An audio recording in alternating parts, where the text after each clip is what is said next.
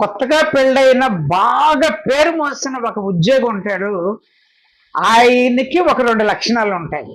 First ఎవరు తెలిసినా తెలియకపోయినా పరిచయం అయ్యే ముందు షేక్ హ్యాండ్ ఇస్తాడు.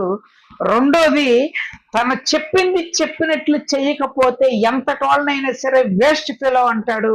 అలా వేస్ట్ ఫెలో అనిపించుకునే మొదటి వ్యక్తి ఎవరంటే తన భార్య.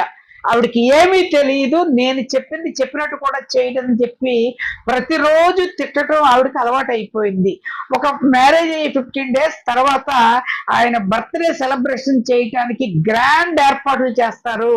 ఏర్పాట్లు చేసిన తర్వాత మీడియా వాళ్ళు, అధికారులు అట్టహాసంగా అక్కడ ఫంక్షన్ జరుగుతూ ఉండేటప్పటికి ఈ అమ్మాయి ఫ్రెండ్స్ కూడా పిలిచిన తర్వాత వాళ్ళ ఆయన దగ్గరికి తీసుకొని వెళ్ళి, ఏమండి వీళ్ళందరూ నేను చిన్నప్పటి నుంచి చదువుకున్న ఫ్రెండ్స్ అనేటప్పటికీ వాళ్ళందరినీ చూసి, ఓ మీరందరూ చాలా స్మార్ట్ గా షార్ప్ గా ఉన్నారు, మరి ఇదేంటి మీ ఫ్రెండ్ కి కనీసం ఇంత కూడా లేదు, మీరేం నేర్పించలేదా అనేటప్పటికి అని వెళ్ళిపోతాడు ఆయన.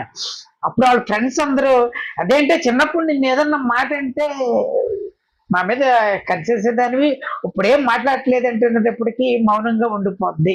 సరే ప్రోగ్రామ్ గ్రాండ్ సక్సెస్ అయిన తర్వాత మీడియా వాళ్ళందరూ వచ్చి మీ భర్త గురించి కొన్ని మాటలు చెప్పండి, ఎందుకనంటే ఆయనకి చాలా పేరున్న అధికారి, ఈ పెళ్ళైన ఈ 15 రోజుల్లో మీ అనుభవం ఏంటో చెప్పమనంటే, నా భర్త మగవాడు కాదు, పెళ్లికి పనికిరాడు, అన్యాయంగా నాకు పెళ్లి చేసిన వాళ్ళ తల్లిదండ్రుల మీద అతని మీద పరువు నష్టం కేసు దావా వేస్తున్నాను అని చెప్పటం, ఆయనకి ఎలక్ట్రికల్ షాక్ మీద కరెంట్ షాక్ తగిలిన కాకి వలె నల్లగా మాడిపోవటం రెండు ఒకేసారి జరిగిపోతాయి. మై డియర్ ఫ్రెండ్స్, ఎవరైనా కామ్గా ఉన్నారు కదా అని రెచ్చగొడితే వాళ్ళు కొట్టే దెబ్బ తట్టుకోవటం సామాన్యంగా ఉండదు. అందులో లేడీస్ అయితే మీ అందరికీ తెలుసు, మన ఆయువు పొట్టు మీద కొడతారు. Thank you very much.